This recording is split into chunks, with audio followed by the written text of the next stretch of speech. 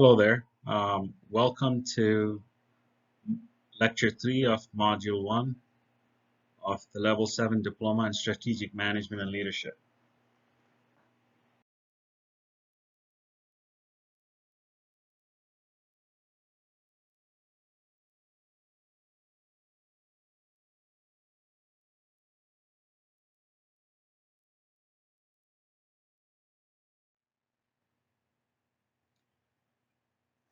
Organizational Implementation Factors Leadership.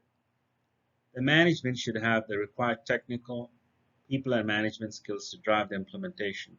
The role of leadership is to facilitate the activities rather than do the work by themselves. According to Kotler, a leader will succeed by establishing direction and strategy, getting the cooperation of others and motivating people. In other words, creating momentum. The leadership style should match the characteristics of subordinates and the work environment. Some of the key leadership styles are directive style, supportive style, participative style, achievement oriented style, and last not but least, I would say situational leadership. Let's talk about culture. Culture is a combination of shared values and beliefs of an organization. Implementation of strategies need to be supported by its culture. Culture of the organization is observed and absorbed by the corporate symbols and its constituents. It will be important to have restructuring, internal marketing, and staff training in order to have a proper implementation.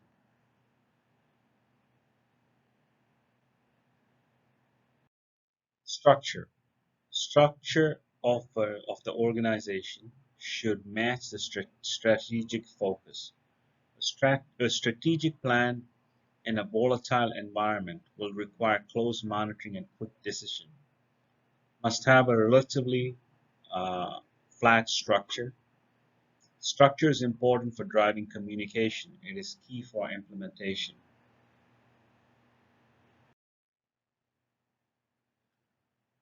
Organization implementation factors also, one of the key things are people.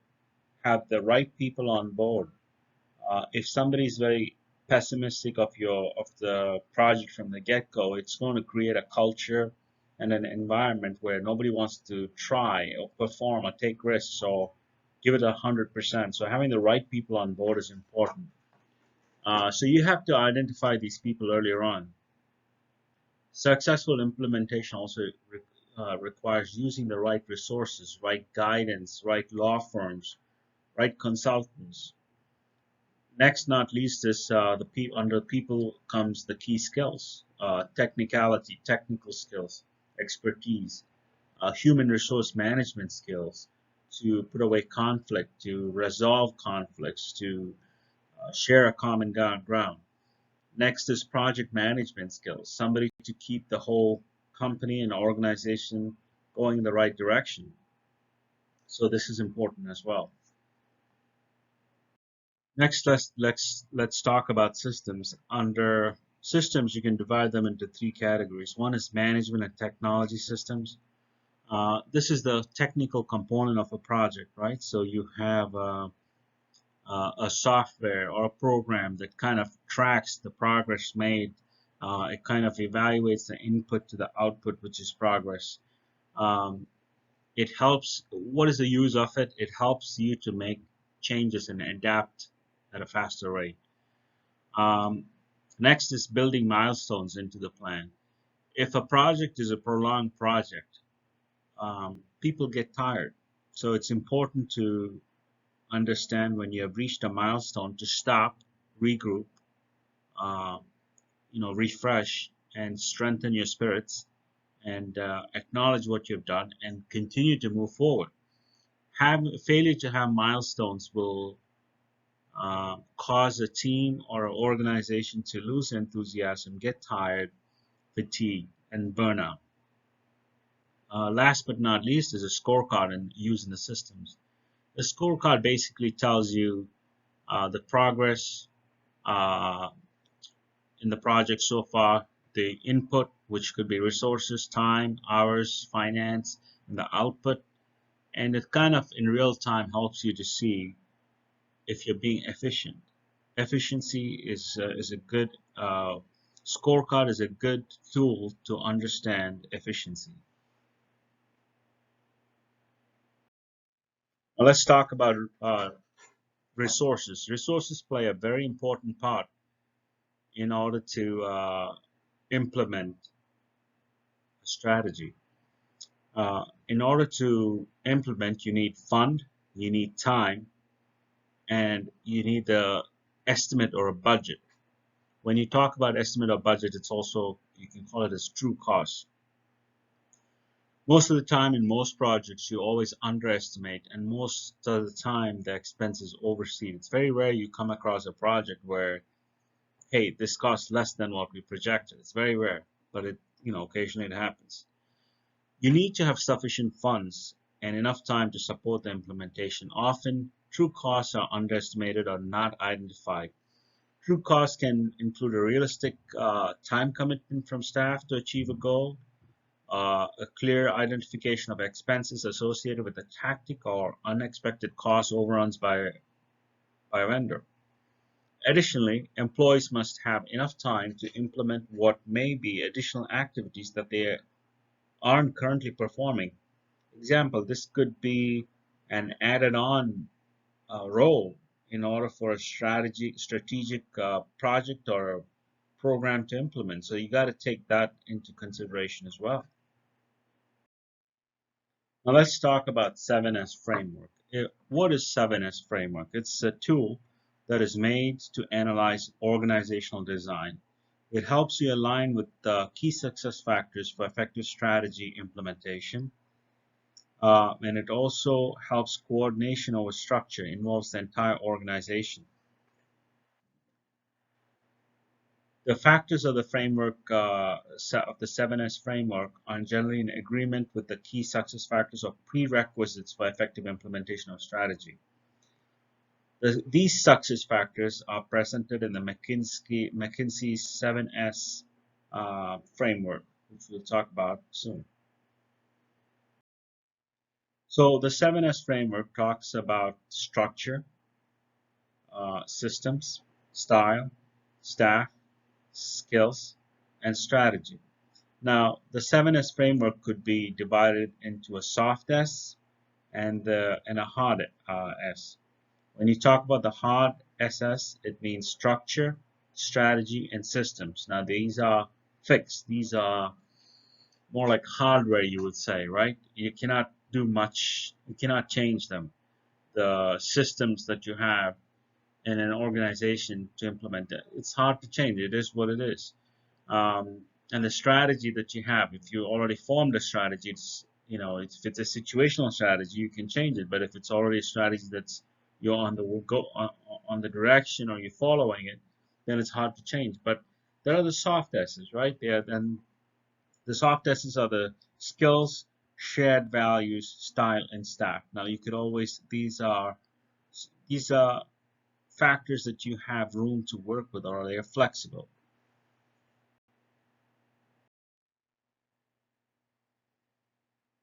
Now, the last thing is also market factors affecting implementation, right?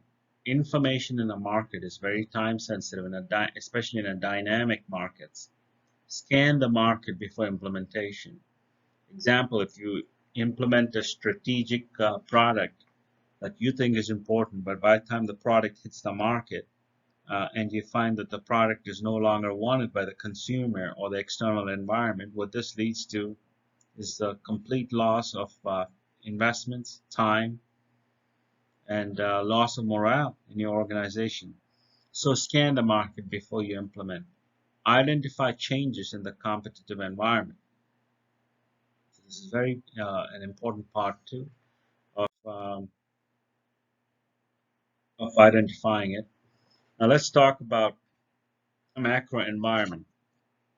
Macro environment or the external environment. It's a wider and broader set of economic conditions that affect organizations but are beyond the control of the organizations. Example is federal laws and rules. These are something that the organization cannot make changes or influence.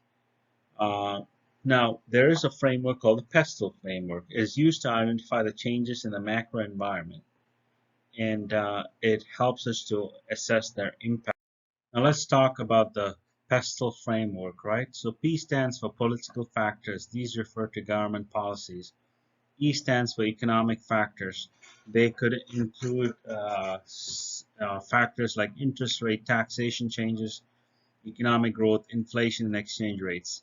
Next is S. S stands for social factors. They could include changes in social trends such as parenting styles, average social culture, social situation, employment rates, household behavior, average population salary, things like this.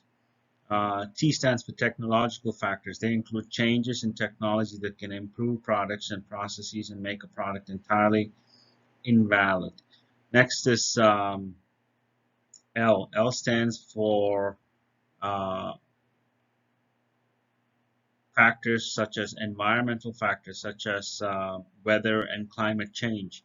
Would that affect? Now, you might ask, how does this tie into your strategic implementation? Well, if you have a product and you want to deliver and you have a snowstorm or foul weather, it can affect your implementation. Next, last but not least, is the legal factors, right? L stands for legal factors. Uh, these include changes to law and order. Now, um, the order in which we described is, it's spelled as pestle, but you can also say it as pestel, Pestel. So that's the sequence in which we describe these factors, Pestel. Again, P for political, E for economic, S for social, T for technological, E for environment, L for law. Framework, uh, it basically gives a possibility of occurrence and magnitude of impact. In order to carry out a comprehensive pestle analysis, you should identify the influences under each factor, rate the possibility of occurrence, and then give a score to signify the magnitude of the possible impact. For example, a change in political factors such as government policy could have a high possibility of occurrence but low impact for your business. Now, here's another example of pestle analysis where you have peace political. There's some examples given. US versus China trade war, corporate taxation. E is economic, is it a stable economy, developing nation, economies of developing nation, economy of the increased labor costs. Next is S, is society as a whole, concerns with Chinese domestic policy, societies, state of societies in your manufacturing nations such as Southeast Asia, South America, and China. T's technology, use of technology to advance your production rates. L is law. What are the current automobile sector legislation, music law, music legislation, use of radio equipment? What are the legislations regarding that? Last one is E. Basically, it's the environment, pollution, and Chinese-owned factories, and the electrical costs. Let's talk about the microenvironment, right? These include factors or elements in a company's immediate environment. They affect the performance and decision making of an organization and also implementation of strategy. Elements include suppliers, competitions and competitors, marketing intermediaries, and customers and public. Microenvironment competition or competitors. Competitors' profile can be understood by analyzing the activities and behaviors. Organizations need to align the strengths and weakness against the competitors to successfully implement the strategic plan. But in order for that, we use the Porter's five forces model. It's a tool to analyze the changes in the competitive environment.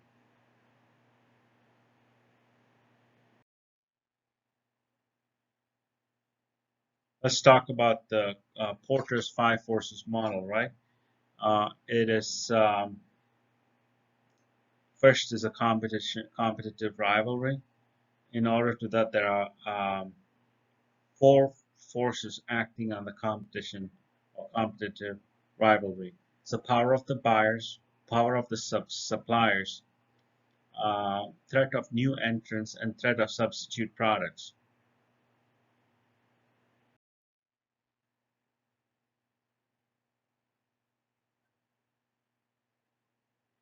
Now, this in this area, we're talking about the SPIC analysis. What is SPIC analysis? SPIC analysis stands for S for suppliers, P for public, I for intermediaries, distributors, and dealers, C for customers and markets, and the last one is competition.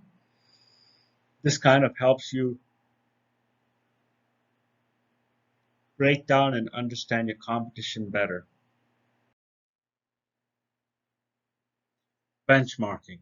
Benchmarking is measuring a company's success against other similar companies. Benchmarking is a must for critical success factors such as cost management, product quality, product design, and organizational image. It opens an organization to new methods, tools to improve their effectiveness, and allows examination of present processes. Benchmarks helps us to review the strategic plan and results and ensure that the organization is not complacent. Maintaining benchmarking efforts are costly. Industry information, especially on a competitive performance, is difficult to obtain. Today's realistic application may not be tomorrow's application. What is best for someone else may not always suit you. The balanced scorecard. The balanced scorecard can be used to monitor performance against a strategic plan. It assesses performance in four key areas. Number one is customer perspective. Number two is internal perspective. Three is innovation and learning perspective. Fourth is financial perspective.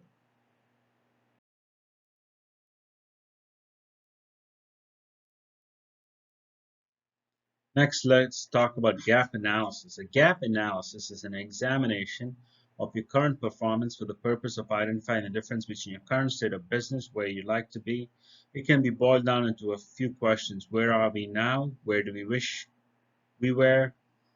And how are we going to close the gap?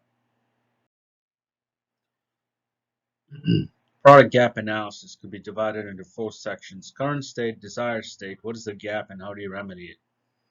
Current state, mobile shopping app that display comparison of customer reviews. That's one example of current state. What is a desired state?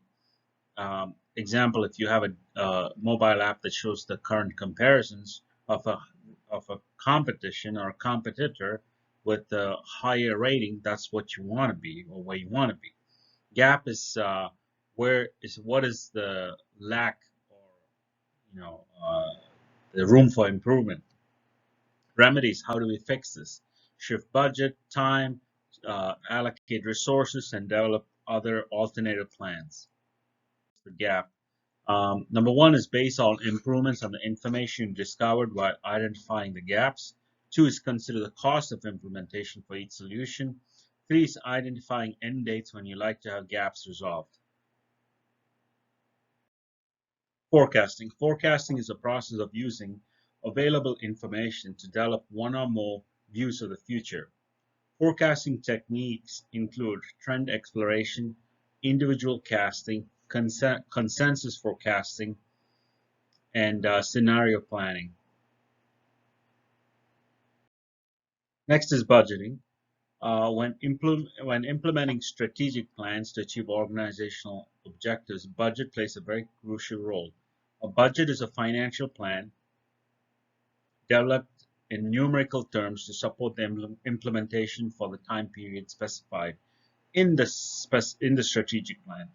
Budgets help to conduct periodic variance analysis by comparing the budgeted performance versus the actual performance.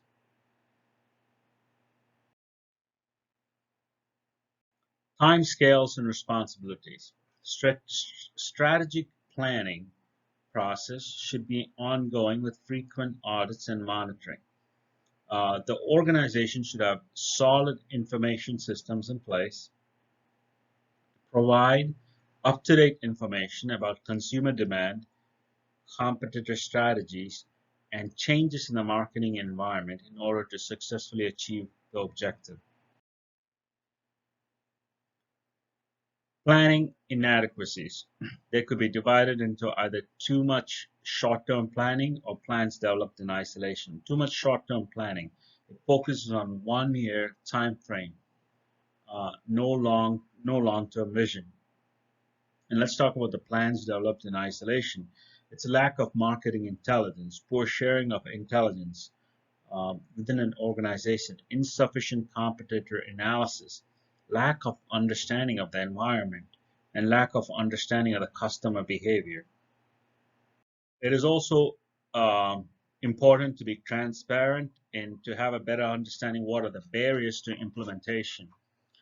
Uh, Weak support from top management, lack of resources for planning, lack of line management support, confusion over planning terms, too much detail, separation of operational planning from strategic planning, delegation to a planner, and lack of integration between organizational functions.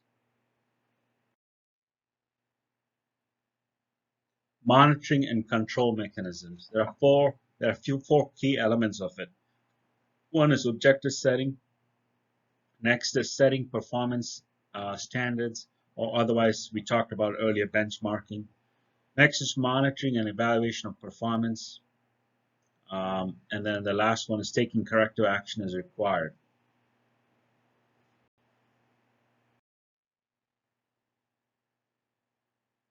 Monitoring and control. Effective monitoring and control systems should have the following characteristics. Number one is involvement of employees. Employees are encouraged to participate in the system. Quantifiable and achievable target setting and communicate in advance. Recognize problems. Measure effectiveness. Management by exception and promote action.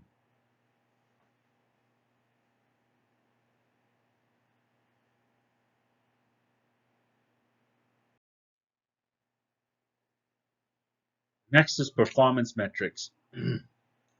Performance metrics could be divided into two subsections. Number one, the first subsection we can talk about is profitability and return measures. When we talk about profitability and return measures, they could be further classified into three different sections, right? One is gross margin, what is your net margin, and what is the return on capital employed. Now, if you remember from the second lecture, return on capital employed, and also you got to remember the breaking point, right? So I want you to keep that in mind. Now, long-term performance metrics is long-term solvency and stability measures. What are the stability measures? What's your debt ratio? What's capital gearing? What's debt to equity ratio? What is the interest cover? And what is the cash flow ratio? These are some of the metrics that need to be used to understand your performance and guide you. Now let's talk about the triple bottom line. The triple bottom line is a business concept that posits firms should commit to measuring their social and environmental impact in addition to the financial performance rather than solely focusing on generating profit or the standard bottom line. It can be broken down into three P's: profit, people, and the planet. Now, this is a very holistic and a wholesome approach to conducting business. Yes, first is profit, but then you consider people. People are your assets, right? Employees, your customers who sustain and cause your business to be resilient. And then next comes planet. How we taking care of our environment, how we contributing and being a part of this process. Next is contingency planning. Contingency planning is useful when things can go wrong. This is also called the backup plans. For example, contingency plans can be prepared for loss of contract, loss due to fire, loss due to floods, delay in time to the market. This caters for what-if questions. This is critical in turbulent environment. Materialization of scenario is important. If the organization can materialize the scenario, then the number of options can be developed properly to prepare for the turbulent business environment. Last slide here is internal marketing. Internal marketing is the application of marketing internally within the organization with programs of communication and guidance targeted at internal audience to develop responsiveness and a unified sense of purpose among employees. Internal marketing is helpful for achieving marketing orientation by challenging the internal cultural barriers. It helps to promote skills required for implementing internal marketing through an internal marketing plan.